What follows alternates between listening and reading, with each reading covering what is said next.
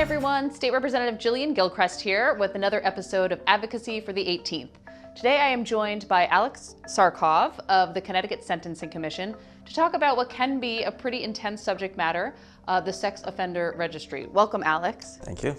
So I went to a training and I was, in that training having the discussion of what is the goal, what is the point of the Sex Offender Registry? And I came away from that meeting myself thinking it is a tool for the public to know if their community is safe and how to understand, if there's sex offenders in their community. And so today we're going to be talking about a proposal to change Connecticut Sex Offender Registry. And so I guess I want to start with why. Why do we need to potentially change what's currently happening in the state? I think the first question that you posed, what is the point of the Sex Offender Registry, is in fact a great question. And it doesn't seem like there's an easy answer to it. Yeah.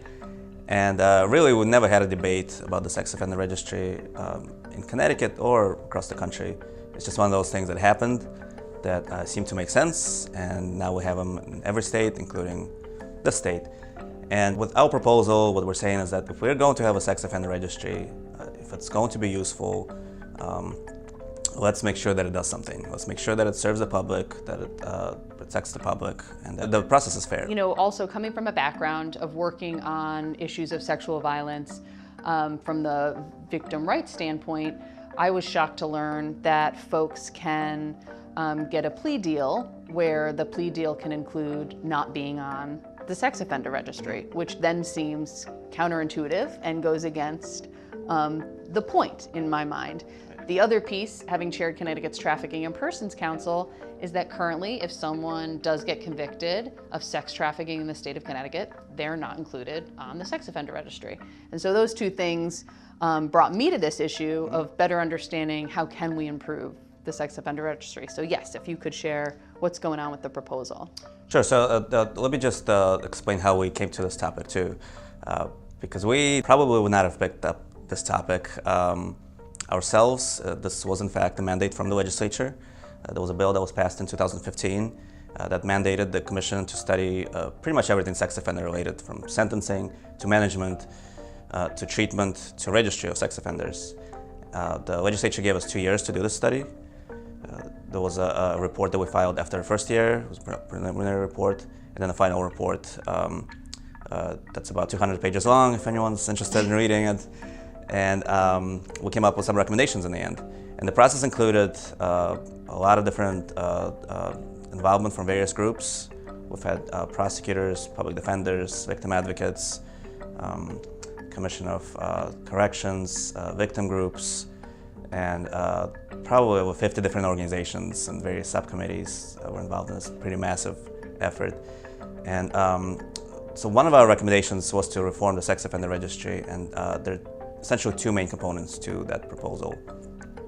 First is a move from a conviction-based registry to a risk-based registry. For that, we're creating a new board that will evaluate all offenders placed on the registry according to their risk, and some of the lower risk individuals will go to the law enforcement only registry, available to law enforcement, not to the public, and then some of the higher risk individuals will remain in the public registry. So that's one aspect of the bill. The second aspect of the bill is the creation of a removal mechanism. So right now, Connecticut stands as one of the very few places where a lifetime registry is in fact a lifetime registry. It's impossible to get off. And so we're creating a mechanism. It's mostly prospective in nature, that would allow certain individuals, after a period of time, if they comply with the treatment and supervision, to eventually petition the court, Superior Court, to get off the registry. Why would that be important? What are some barriers individuals face who are currently on the registry? Well, I think it's important to focus on high-risk individuals and make sure that they get the appropriate level of intervention. And it's important to address also the low-risk and medium-risk individuals and make sure that they don't get too much intervention, because we know that it can actually make it worse. Right? And this is true with sentencing, this is true with management of offenders, and treatment. Right? We don't want to overdo it, we don't want to underdo it. And so we know that being placed in the sex offender registry carries tremendous consequences for those individuals and their families.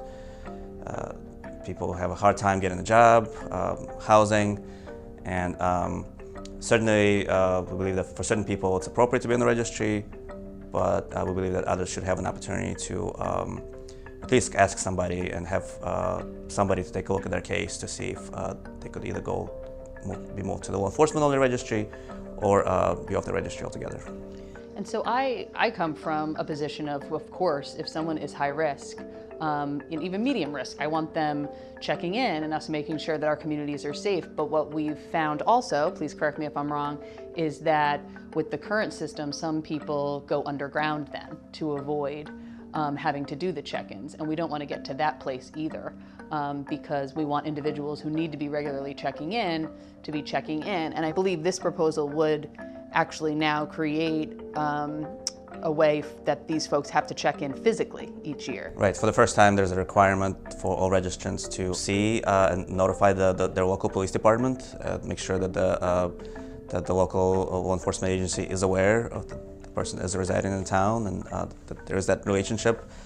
Because we do see a lot of people on the registry who are not compliant, and we really don't know if they're not compliant because they're late with their paperwork, or they just disappeared and we really have no idea where they are.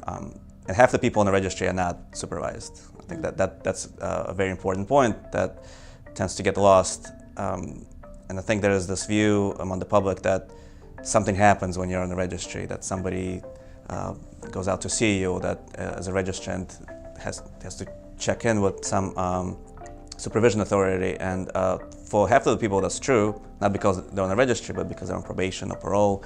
But half the people are not on the registry, and if they're not compliant, really the registry is so massive right now that the cities don't have the resources to check up on every registrant who's not compliant, and it just doesn't provide much information to the public. So if we are going to have this tool, I want it to be an effective tool. So where does the policy currently stand in this legislative session? So Senate Bill 1113 is a bill that we reintroduced for the second year in a row. Last year we got a public hearing, and that pretty much was it. This year the bill was voted out by the Judiciary Committee, and I understand it just received a file copy, and there should be a fiscal note by now. I assume that it will be sent to the Appropriations Committee. Hopefully we get it approved there. And it's a Senate bill, so we'll have to work with the leadership of the Senate and then leadership of the House to bring it up to a vote. Great. Well, I'll be reaching out to my Senate colleagues and then talking with my House colleagues. I'd love to see it get passed this year. Thank you, Alex, for all of your work on this issue. Any final thoughts? Thank you for your support. It's sometimes difficult to get people interested in these issues, but it is an issue that's about public safety and about good governance. And thank you for being involved. You're welcome. Thank you, everyone. As always, if you have any questions for me on this topic or any other topics, please feel free to reach out.